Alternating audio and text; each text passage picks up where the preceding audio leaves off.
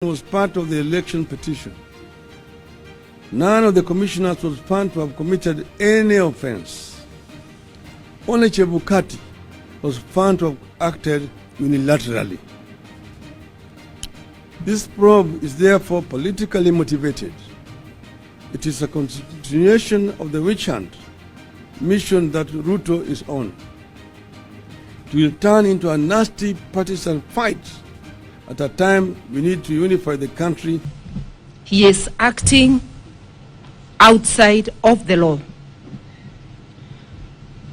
The Commission Act clearly says 6 months to the end of the term of the chairman, a selection panel must be formed to start the journey of finding the new chair.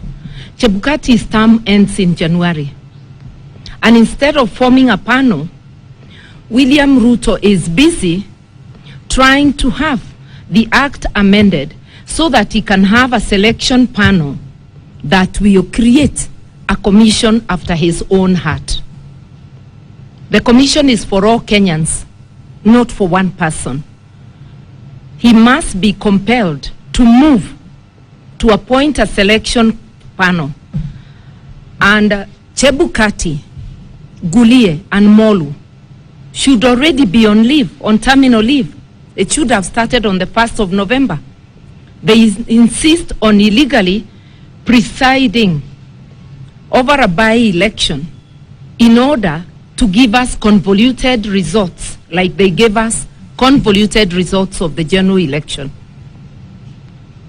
We will not tire to remind Kenyans that if we drop our vigilance, we are in for a ruthless dictator than we have ever seen and than that has not been witnessed in this region.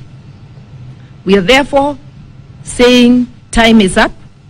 Let's have a panel for selecting another 3 commissioners of the Iebc, and let the commissioners whose term is unexpired take over Iebc.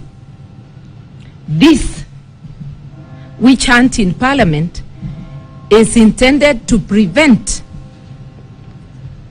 the 4 commissioners, and especially the deputy chair, from taking over as provided by the law. It is totally a travesty of justice.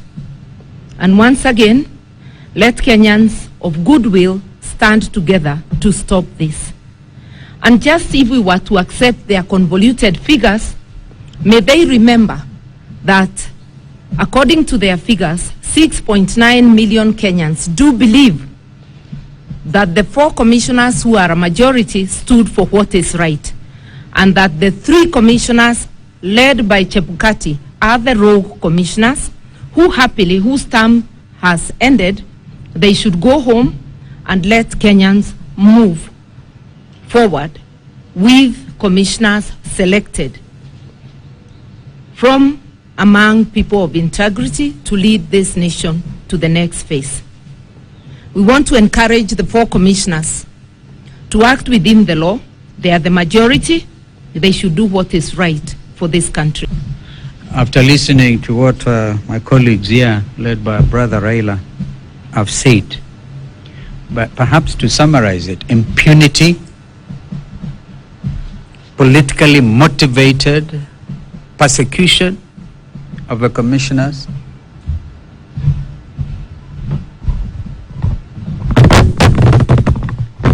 and we've just come from County Hall.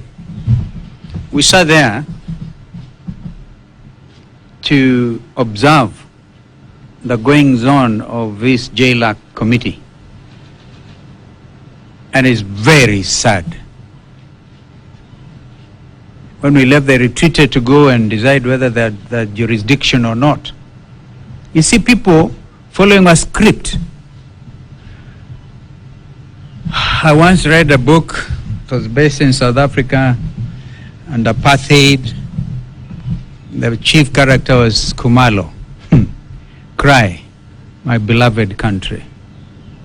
Why in the world would we want to heap more hurt and despair to a population that is already reeling under the weight of drought,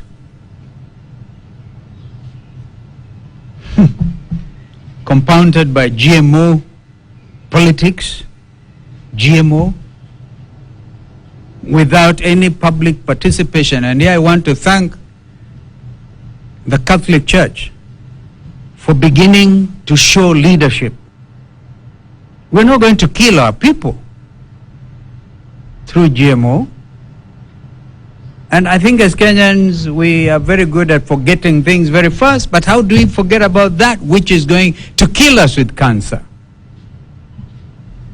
Ugonjwa wa saratani.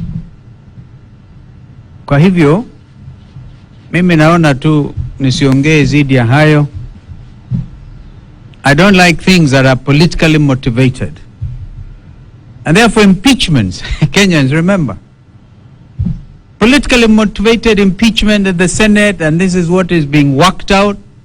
I want to urge the Committee of JLAC to stand as a different committee, believing in the rule of law, fair justice, administrative justice, and we all belong in this country.